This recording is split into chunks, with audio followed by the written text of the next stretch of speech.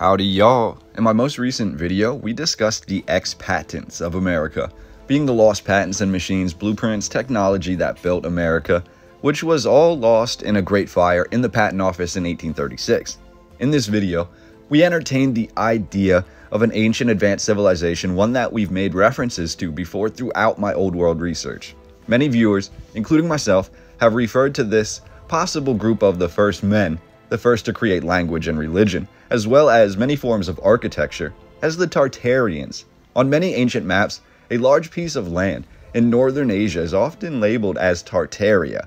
We have many different viewpoints on exactly what this piece of land was, and exactly what the name Tartary really encompasses. Today, we have a multitude of groups who can trace their origins back to this land of Tartary. Much like Rome at its height, or even the United States today, it appears Tartary was an amalgamation of a wide variety of ethnicities, cities, and roaming settlements, which at the time the maps were made which labeled this land as Tartary, would have been under the rule of the Khans, who were established by the Golden Horde of Genghis Khan. At that point in time, it appears Tartary had both a distinct land, which amassed a country, and it was in fact considered to be a kingdom in its own right. However, the name Tartary, as I stated in many previous videos, appears to have been applied to certain groups of people well before the Golden Horde entered this picture. Throughout the world, we have evidence of a united group of people that seem to predate modern history's understanding of our timeline. One thing we must try to do when discussing ancient and lost histories is understand that more than likely the timeline has been manipulated. Anatoly Fomenko explains it best in many of his works, but basically, the timeline cannot always be trusted. With that understood, we must realize that while epidemics and war and famine have ravished the world for centuries, we also have long, meaningful periods where certain areas had the ability to develop and thrive and advance undisturbed for hundreds, if not thousands of years. It's a hard concept to imagine, but think back to a time before borders, before there was even countries, before roads, before most men were even self-aware or self-conscious and could communicate. In Anacalypsis, we discuss the evidence that purports that the first men arose from a region that was later labeled Tartary, developing the first proto-language and the first proto-religion, as well as a basic understanding of mathematics. Think of this knowledge, this spark of inspiration of the first men, the same way as a plague, meaning it sort of began in a contained area, and we don't know exactly who had the first thought that brought about this change within society, but within this small pocket, these people began to communicate then, once they had the ability to communicate and teach their neighbors. And from there, this knowledge, this ability to speak, to communicate, to use language, to use mathematics, it continued to spread outward from the first men in northern India, essentially as more and more humans then gained these abilities of the first men. The abilities themselves also grow more advanced. The architecture becomes more advanced, and the knowledge becomes more comprehensive, seemingly like a hive mind, essentially gaining the new abilities, the skills, and even the physical features of the people that are newly incorporated. That is the gist of the 1836 work Anacalypsis, which I have made a previous work on, basically establishing that indeed Godfrey Higgins, the author of this work, and his associates have provided ample proof to claim that the lands referred to in later times as Tartary were in fact the location for the first sparks of knowledge for mankind. Where this becomes more interesting to me is to realize if we can allow our minds to entertain this, then we can begin to see the rest of history in an entirely different light. Myths, legends, biblical accounts, they all gain an additional insight when you consider that the first men, these quote-unquote Tartarians, were essentially being erased from history almost as quickly as their knowledge reached the depths of the world. In Anacalypsis, Higgins, the author, discusses how the feudal system, the idea of borders themselves, of kings and queens, arose from the knowledge of the first men, but not in the sense that these first men, or Tartarians, encouraged it. Quite the opposite. The first men, apparently, wanted open borders or no borders. Essentially, the land is everyone's land. From human to animal to plant to fungus, everything had its place and its purpose and was free to follow its own path. However, basically allowing a whole species to wake up, humankind, even over the course of hundreds if not thousands of years, created certain pockets of hostility where the more animalistic rituals of the past could not be lost. The knowledge that was gained from the first men in some instances was corrupted and basically used to create the first kingdoms, the first rulers, the first hakim, the first Saca, the first kings, the first feudal system. But essentially, according to Higgins, it was this very same feudal system which actually led to the beginning of the downfall of the first men's freedom to roam and to teach.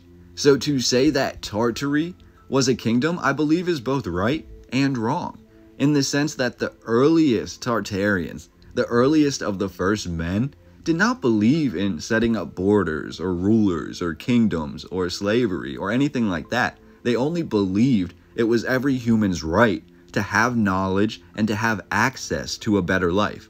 Which brings me to the topic of today's video, the real meat and potatoes, which will be a deep dive into the Celts.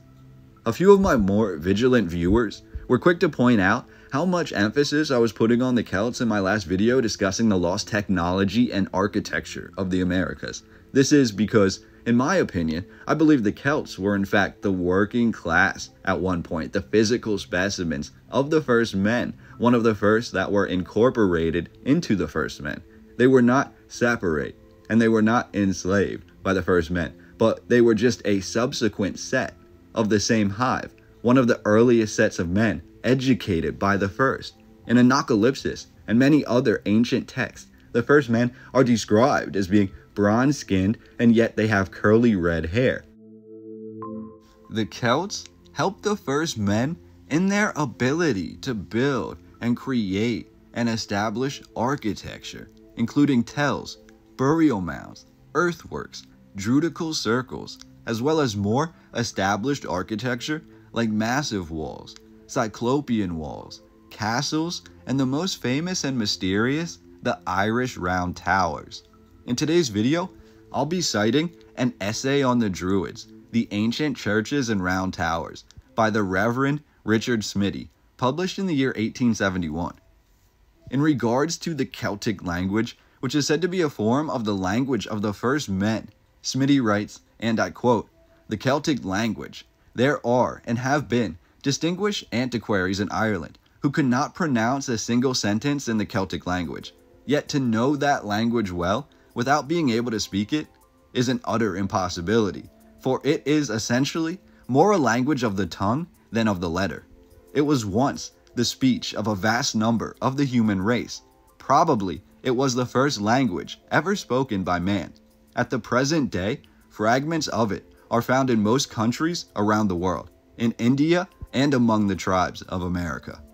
No language has left more extensive traces of its existence on the face of Europe." End quote. It is within this Celtic language, which I will most likely mispronounce, where we begin to see the root of all language has taken shape. Smiddy continues, and I quote, "When the first Christian missionary landed in Ireland, he found the Druids and their religion strongly established there. The Druids were the priests of the ancient Celts. The word Druid is formed from the Irish name Dre, which is believed to be a compound of the word der, meaning oak, and e, learned or wise, that is, the learned or wise men of the oak. The oak was held in great veneration by the Druids. Under its branches, on the mountaintops, and in the deep valleys were performed the rites and mysteries of their religion, and it was in the woods and wilds that they and their people sojourned while leading a roving life and subsisting on their flocks during the earliest periods of their history." End quote. This sounds a lot like what we've been taught in the mainstream about the Tartars. And I quote, "It appears the Celts were a branch or colony sprung from ancient Scythia. A wandering, hardy people were the Scythians, who, disdaining to live in cities or towns, moved about from one place to another with their families and their flocks. In the course of the ages, they spread over a large portion of Asia and even occupied many countries of Europe. The name Scuit or Scot, assumed by these people, was derived from sciot, an arrow or dart. It appears that, true to their traditions, the Scythians always carried a hunting bow and the arrows as a necessary part of their personal outfit. The name of Scythians, which the Greek and Latin writers bestowed on the ancient tribes of this race, was derived from the same root. The Scots of Ireland and Scotland were called Scoti in modern Latin." End quote. So, according to this narrative, the Scots and most of the tribes out of Ireland are all of Celtic origin. The Celts themselves said to have arisen well before the time of Christianity from the ancient Scythian people. The Scythian people being tied directly to the Huns, the Saca, the Sakai, the Saca Akim, the Viking Akim, and the earliest kings, the Hebrew Cohens and the Hebrew kings, as well as the feudal positions of power. This is all stemmed out of the history of the first men, who actually opposed the idea of rulers and kingdoms, but the first men's knowledge led these distinct groups of people to establish their own kingdoms in their own times. The Scythian people being, according to this narrative, the progenitors for the tall, horse-riding, red-headed, light-skinned people of the first men's tribe, the Scythian, the Celts. These are the stories we hear worldwide of the burial mounds with massive redhead skeletons being found buried with bows and arrows and horses and shields, as well as many other items that are buried with these ruins. We even find runes, and it's just very interesting here that we have direct ties between the royal bloodlines that arose in later times out of the later feudal dynasties. Think Mary, Queen of Scots, and the earlier Celtic Scythians. We also have evidence here that the Celtic, Scythian, Tartarian first men were around in the time of the Bible, as it is written that Scythians were basically despised from the beginning of Christianity because they openly accepted and promoted freedom of religion. And I quote, Herodotus states that they, meaning the Scythians, had come from the borders of the Red Sea, from which, according to other authorities, they had been expelled by one of the pharaohs for their kindness to the oppressed Israelites. Josephus says they were the descendants of Magog, son of Japhet, son of Noah. His words are, Magog led out a colony, which the Greeks called Scythians. Among the first important colonies of these hardy Scythians was that which they planted in ancient Phoenicia, a country situated in Asia on the eastern shores of the Mediterranean. Here, the Scythian intellect found employment in trade and commerce and the arts of civilized life, which were pushed with wonderful energy by them to all parts of the known world. By this means, new colonies sprung entirely from Scythian blood were planted at Carthage, Hippo, Marseille, Utica, and other places that were favorable to commerce. The Celts of Ireland claimed a brotherhood with all of those descended from Phoenicia. End quote. The word Phoenician arises from Celtic origin, Fini, which means warrior. This is where things begin to get wild, and I quote, likely that the word is of Celtic origin, and that Fini, a warrior, is the root of it. Thus, Scot and Fini would mean the same thing, that is, a person expert at hurling the dart, according to the first name, and a warrior, according to the other. It is likely that the ancient Irish militia, of which Finn MacCoubal was a prominent commander, took the name of Fini or Finadi from this word, which indicated a high and distinguished origin of the Celtic race in Ireland. The Druidical nations were designated by the general name of Celta or Celts by the ancient Greek and Roman writers. This term is applied to the descendants of a powerful and warlike people whose known origin is traced to the eastern and western shores of Asia and Europe. End quote.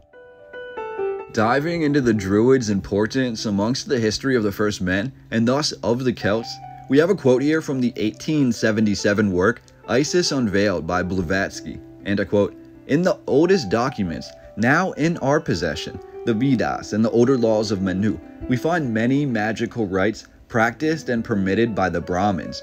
Tibet, Japan, and China teach in the present age that which was taught by the oldest Chaldeans. The clergy of these respective countries prove moreover what they teach, namely, that the practice of moral and physical purity and of certain austerities develops the vital soul power of self-illumination, affording to man the control over his own immortal spirit. It gives him truly magical powers over the elementary spirits inferior to himself. In the West, we find magic of as high an antiquity as in the East. The Druids of Great Britain practiced it in their silent crypts of their deep caves, and Pliny devotes many a chapter to the quote wisdom and to the leaders of the Celts, end quote.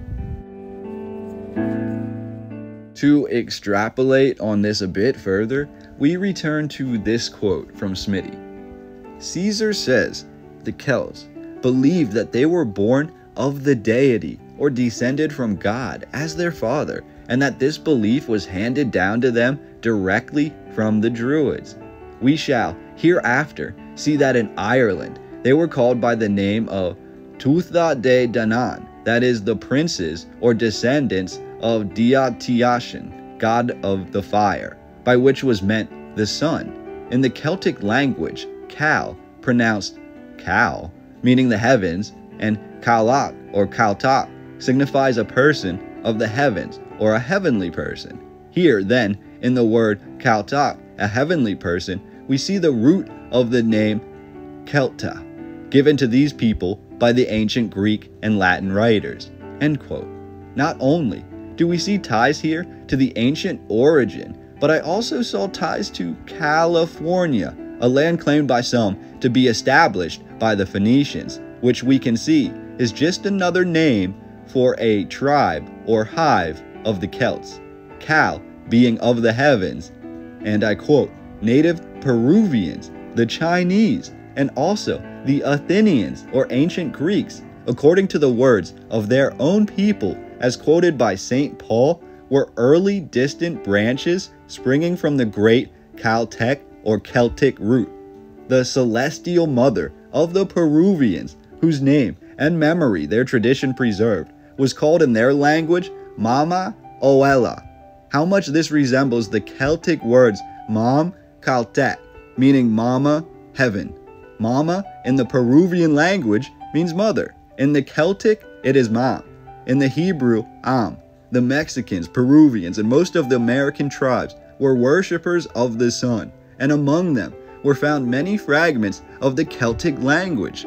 The Latin word Gaius, or Gaul, was manifested and derived from the Celtic name God Hala, which means, according to this very plausible interpretation, a relative or descendant of the Celestials, or the Celts. In Ireland, the word Gaul, or Gaul, means foreigners. This is, by some, said to derive from Latin, Galli, Gauls, or inhabitants of France. It is, however, in my opinion, formed from the earlier Celtic word Gal, or Gul, meaning kindred, or foreign. That is, of the tribe of the strangers, end quote. Furthermore, if you've watched my previous video on Anacalypsis, which discussed how the Anglo-Saxons or Indo-Aryans are in fact a conglomeration of Celtic Tartarian ideals, we also have this quote here. The fond name of Godel was, however, shared with the kindred nations of Scotland, Wales, and even England, till this last country became either the nursery or the high road of the invader, and then its people were called by the general appellation of Gaul or Gaulive. In later times, the English have been called Sassan or Sassanach, the Scotch Albanacht, and the Welsh Brenacht. It would appear that the name Goth is a corruption or inflection of the word Scot. By the ancient writers, the Goths are called Git. They comprised the innumerable tribes who inhabited the northern countries of Europe and who afterwards flowed in one after the other into the Roman Empire with irresistible impunity. Their gods were the gods of the ancient Scots, or the ancient Scythians, and their religious monuments are the exact same, even as far as the polar regions. Whatever difference of character or of civilization that existed between them, the Scots and the Goths had the same religious ideas and were distinguished by the same love of arms, of travel, and of epic adventure." End quote. Essentially, even the royal bloodlines that we see today, for the most part, have established roots that tie most of them back to the progenitors of the first men, to the first language, and to the first religion. And it makes you wonder how, through all this time, they've still remained in power. How the ancient first men would be rolling in their burial mounds if they saw how their history has been controlled and convoluted by the powers that be. In conclusion, to wrap up this video, which is just one part of a much larger series I'm planning, I believe the notion of the first men can be best wrapped up in these next couple of quotes. Essentially, after this, I recommend you watch my previous video on Anacalypsis and then watch this video again and realize how many examples truly exist, how many ties and proofs are available, which can paint the concept that I provide to you and that these ancient works provide for you as true. Before man was man, before man established himself as a thinking creature, was it God or natural growth that brought us language and mathematics and knowledge and self-awareness? What we do know is that it arose in a specific area, and that area went by many different names. It was known as Scythia, or Gog and Magog, or Tartary, or Tartaria. From this land, and from this spark of knowledge, men set out to teach the rest of the world. These bronze-skinned, red-haired first men became known as the Druids. They encountered a wide variety and a wide array of different types of humans in their centuries of teaching, and they then incorporated and included these groups into their larger first men tribe. One of these groups, one of the first men that were incorporated into the larger hive, were the men known as the Celts. These Celts had great strength and prowess and the ability to build with ease. The Druids, the leaders, who spread the knowledge of the first men, known in some circles as alchemists, wise men, and by many other names, eventually were replaced by kings. Open lands were replaced by walled kingdoms, and the freedom was replaced by enslavement. The first men, these progenitors to a knowledgeable mankind, eventually were persecuted as pagans, and their history was repeatedly rewritten all around the world, compartmentalized, and made to be less relevant than it really truly is. The Druids, the Celts, the Tartars, without these first men, without these gifts, the wise men, as the Bible puts it, we wouldn't have anything of the society that we have today. Quoting Annie Besant in the 1924 Analysis, The Druids and Theosophy, she writes, and I quote, that the Druids held intra-secrets of science and mystic lore. Persecution by the ignorant and the superstitious slew drove into hiding the wise and the understanding, and robbed the lands of the Celts, music and poetry, of art, of grace, save that which was already interwoven into the soul of the people and made them what they were. End quote.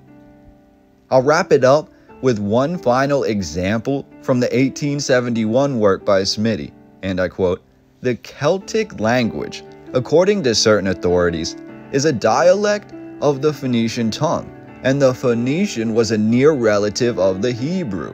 But there are some grave writers and scholars who think that Celtic and Phoenician languages are even older than Hebrew. They are richer, and they are more natural both in primitive roots and in the compounds, and thus they have suffered less from foreign admixture and subjugation. They come nearer to man's primitive tongue.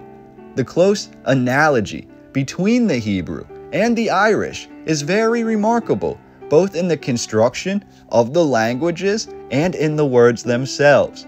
It is notorious that the Celtic language formed the chief root of the Greek and Latin tongues. From Phoenician Cadmus brought the 16 letters of the alphabet, and the Irish language too originally possessed only 16 letters. This was the language spoken by the Druids, and in it, from time innumerable, they performed the mysteries of their religion, instructed the youth in their secrets of their worship, communicated their own knowledge of the arts and sciences to their pupils, and promoted law and justice among their people.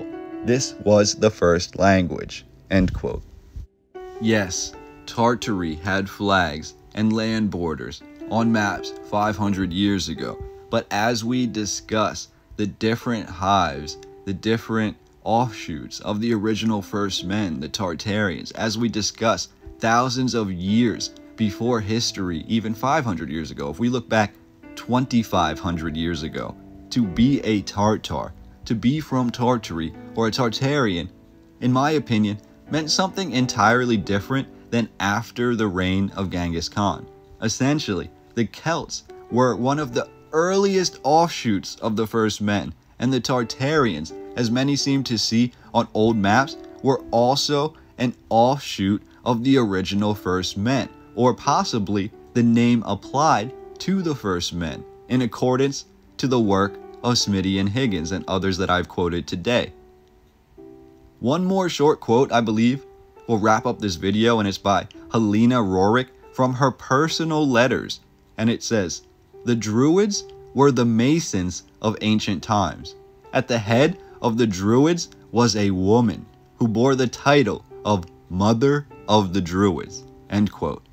Throughout thousands upon thousands of years, the history of these groups of people has been convoluted into many compartmentalized ideas. However, as we do our due diligence on my channel, when we peel back the layers of history to the root, when we see how all these roots are intact below the same immense tree of life, we begin to see that we are not all as different as we like to believe. There truly is a theory of everything, and I hope today's video was able to help reshape yours.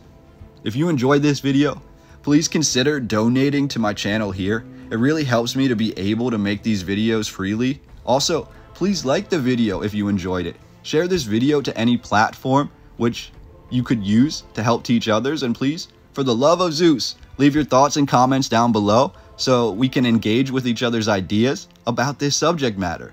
The Celts, and this video was just one of many that I'm planning to make, because this subject matter really goes much, much deeper. And if you have any sort of ideas for the next video, I would also love to hear about those down below.